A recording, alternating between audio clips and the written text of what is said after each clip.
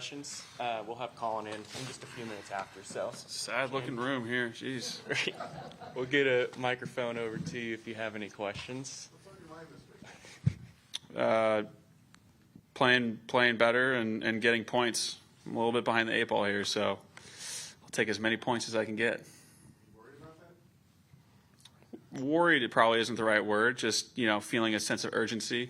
I know there's. That's what I meant to say. Yeah, there's a few big events left of the year, and I just need to show up for them. Yep, go ahead. Xander, you obviously are aware. We saw the news last night about the Tour Championship changing. As a guy who I think had the low score there more than once and didn't get a win, I'm guessing you're good with this move and at least moving it forward. Yeah, I'll take my wins from before. Yeah, if they will they go back and give them to you now? Yeah, I'm not sure. Will they, Preston? TBD.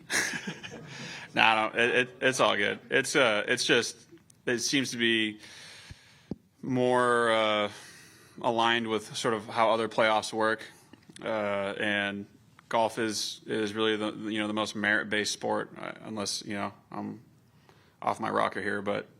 And now, the East Lake and winning the Tour Championship, I think it's the same thing. Everyone's trying to hoist that trophy, and that part hasn't changed at all. It's just the way we're going to go about it is a little bit different, and I think it'll be easier to follow for fans now that everyone's starting at level. And shoot, if you make it in as 30th, I made it in as 27th before, and you really have a nice look at trying to win this thing. And just totally separately, I'm just curious if you've ever been to Oakmont. I have not. Not yet. Are you at all curious, given what you've heard about it? It is a little bit of a different venue. Yeah, I mean, I am curious. I know, once the USGA gets their hands on certain courses, they play a certain way. I think I don't know who designed the course. I've been told. I'm sure I know who it is. But in terms of how the place plays, I think. Just like here, honestly, it's like a U.S. Open. If you hit in the rough, you're not going for the green. You're going to be pitching out, and then you're going to be working extremely hard for your four, if not trying to make a good bogey. Or you take on way too much risk and you bring 6 or 7 into play. So you have to enter a different space when you're playing in U.S. Opens, and I don't see it being any different at Oakmont. Just a quick follow to that. Why do you like it so much, the U.S. Open? It's just a battle. It really is. It can be extremely rewarding if you are able to stay disciplined for 72 holes. The cliche statement of golf is a marathon. It seems to be the most true feeling when you play at U.S. Opens. You just feel like you're going to war every day. Have you ever been tempted to quit on an Open? By quit, I mean just figure you're too far back, too far whatever, and just go through the motions. I play to the whistle, Doug. Always. Yeah. I figured you would have, but it's okay. How's golf swing stuff going? Like, I know you've been working with Chris for 2 years now, almost. Ish, yeah. Yeah. How is the stuff taking hold? Have you had to go back and work on it? Like, what's the status of it, basically? Always working on it. Yeah, it's. I'd say it's taking hold. Small tweaks here and there.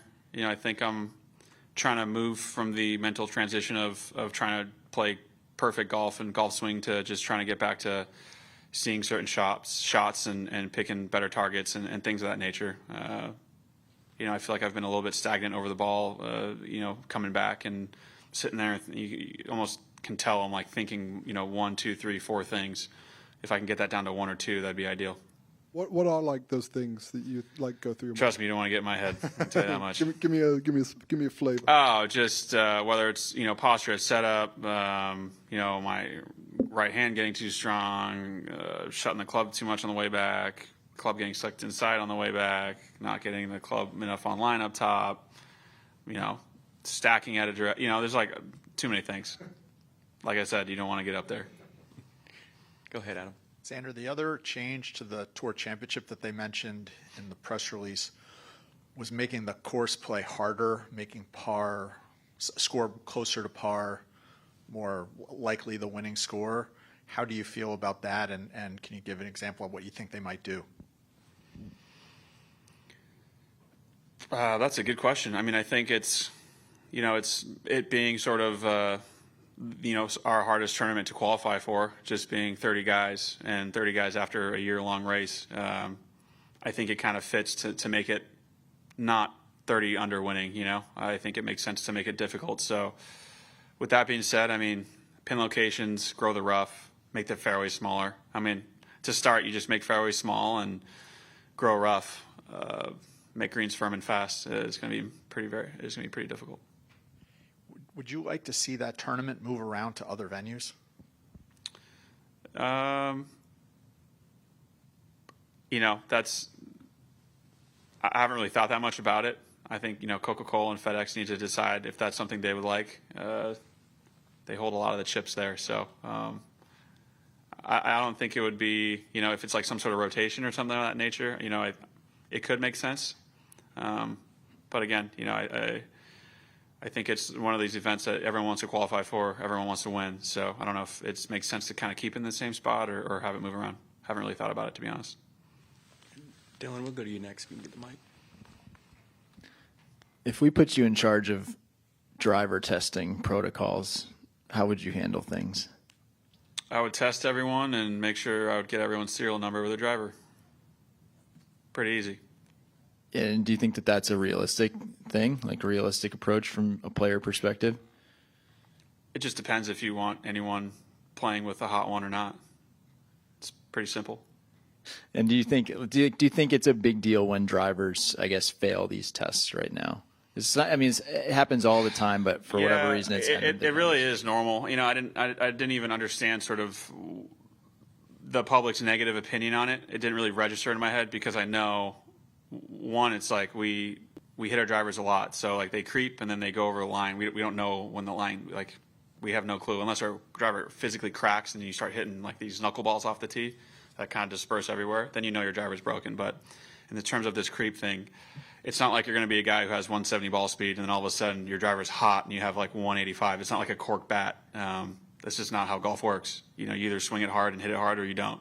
So I think the trickiest part is, no driver is the same and no shaft is the same. They can all have all the same writing and logos on them, but the makeup of each head and shaft is slightly different. A lot better now than they used to be, but it's just hard for us to sort of, we have our trusty club, and then you take it out and switch it. Same thing with a putter. No club is exactly the same. So as soon as you make us change, there's a little bit of a grace period where you have to get used to it. But by no means do I think anyone's like trying to have some hot driver out here. That's just not really how this works. It's just sort of like your club, and you want to use that club because you know it, like it's your best friend. All right, go over to Colin next. Thanks. Henry Phones designed Oakmont. Does that do anything for you? I lied earlier. I don't know who Henry Phones is or Founds. Sorry, Henry. Would you describe yourself as like a golf architect nerd? And like, what do you like about it and who do you like? No, sir. I'm not a golf architect nerd. I just know that modern golf has really been tricky for architects. I think everyone quickly goes to distance as, making a course hard. You just put pins on crowns and make par fours 530 yards. Am I okay with that? I'm the guy in the field that's just going to try to have beat everyone and have a better attitude and try and get it done that way. But if you're going to start nitpicking the architecture of it, some of our best holes aren't that way. When you start turning drivable par fives into long par fours, there's a reason it was supposed to be a par five and not a par four, because you're trying to hit a wedge into it, not a 4 or 5 iron. So that's as much architect talk as I got for you. Stay on the races. Xander, I apologize if you've been asked about Oakmont. Have you been out there at I all? have not. Not yet. What have you heard? And I also just curious your opinion of par threes that are 250 plus yards, because they have the 299 one out there at number 8. Yeah, it'll be fun.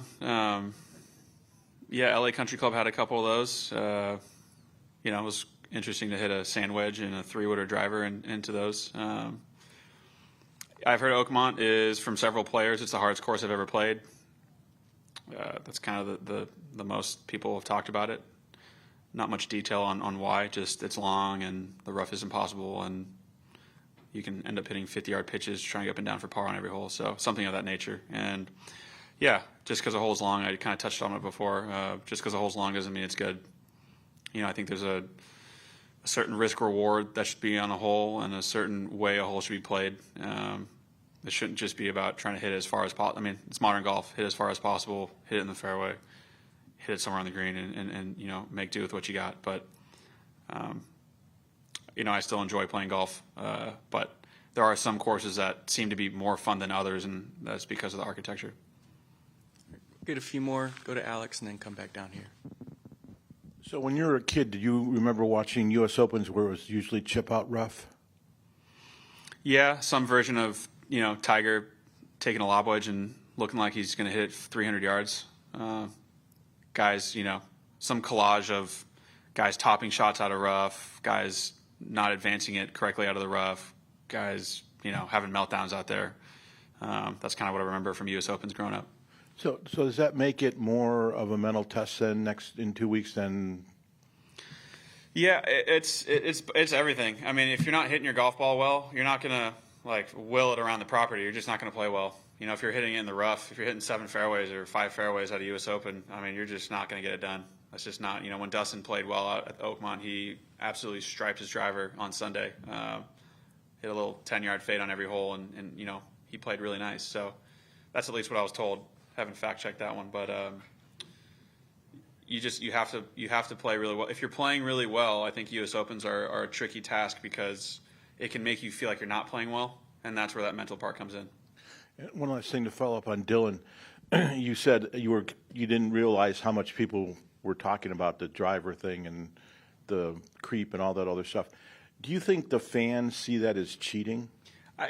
From what I've heard when I've talked to some guys, it seemed that way, which, I didn't think was really right. There's not much information on it. So it's like when a guy has a cork bat in baseball, it's like big no-no, you know what I mean? And in golf, too, when a driver creeps, you shouldn't be able to play it. But at the same time, it's not quite the same thing. So I just don't believe there's any guy out here that's intentionally saying because the whole problem with when your driver's hot, it'll break shortly after that. That's just how it works. So do I think any guy out here is I have a hot driver, I'm going to hit it in a mile this week? No. It's just, this is my driver that I've been hitting for a year, and I love it. And no, I don't want to switch. So I think that's kind of more the attitude. And, yeah, I thought it was kind of crazy when, you test 30 guys and, their other 120 get to kind of roam around. It's kind of weird. All right, last two, go to Doug Number. Which major do you think does the best job of identifying who plays the best golf that week? Oh, man. I think all of them do. I feel like all of them really do. I mean, I feel, I'm not sure which one specifically. I mean, they present different things. I feel like they're all kind of trending towards a similar style, which is just hit it really far. Like when I first went to Augusta, it was, if you shoot a nice round, you can shoot 7 under, but you are landing your wedge in 9-foot windows and catching the slope correctly and hitting really good drives and pulling off crazy shots over water with a long iron. And it feels like you're just on cloud 9 and you'll shoot 65 or 66. It's with how long Augusta is now and how they've set the course up, and now that the greens are concrete and U.S. Open I mean, it feels impossible to shoot 65 at Augusta. So when I say that, I mean, I feel like all the majors are sort of trending, weather dependent, trending towards, 8 under is the winner, 7 under is the winner, over par at Oakmont might be the winner, that kind of thing. Do you think par matters to the USGA? They say it doesn't. I mean, yeah, I don't know. I would imagine it matters. I would imagine that it matters for a lot of people. You don't want to, if you own a golf course, if I owned a golf course, I wouldn't want the pros to come and absolutely bash my property and shoot 40 under. I think, unless you look at a course and you see the history of winners and you're okay, these have yielded really good winners and it's 20 under, sure, that's great. You feel good about your property. But for the most part, yeah, I'd say they care. All right, last question. When you had the driver issue at the Open that year, was your it was for you, was it more you didn't like the way the testing was conducted, or? In Portrush? Correct. Yeah, no, it was more of, I can't even remember, it was so long ago.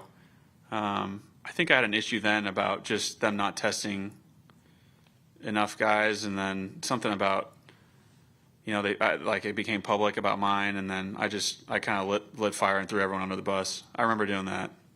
I remember there was like a line, I was like, I'm stepping across it, so that was in 2019. But I mean, it is sort of like, from where we sit, like, on your side, like this is something that isn't supposed to be disclosed, and then there is sort of this negative connotation that comes out with it. I wonder if that bothered you at all. It was sort of like the PGA. I mean, I was someone wrote about Scotty, like I was the one who leaked it basically about Scott's, and he told me, and it was more of like a credit to how good he was, and I didn't realize, like I said, I apologize. I was like, sorry, dude, like I wasn't trying to like have that be a question in your media after you just won another major. So it was more about like, guy just used his backup and absolutely rinsed the field again. So it was more of like that kind of thing. He actually really explained it well, though. Okay, I didn't see it, but that sounds like Scott. The way he explained it was an excellent explanation as to how the whole system works and why it's sort of, not that big of a deal. But Right. Like I said, guys, you have a driver you like, and that's what you use, and it sucks to try and switch, but we do also, part of our job is to have a backup, and it is to test it. So, Adam, we got to go. That was the last question. We got to keep calling, waiting. Sorry.